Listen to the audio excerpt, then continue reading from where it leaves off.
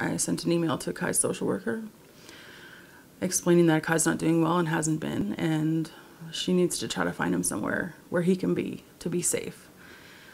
And I don't know, 20 minutes later, I got another text from the school saying I needed to come to the school as soon as possible.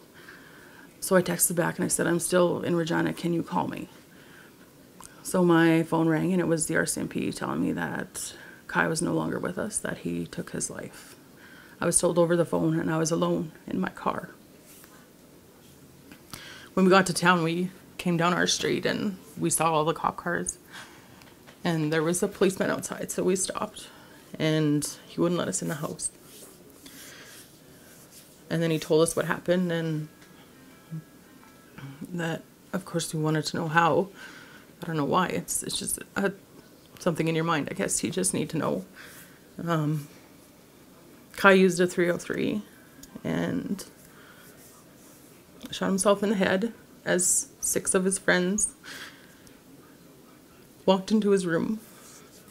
He was very understanding, very loving kid. Of course, there was the mental illness, but he covered that up well. A lot of his friends didn't even know he had it.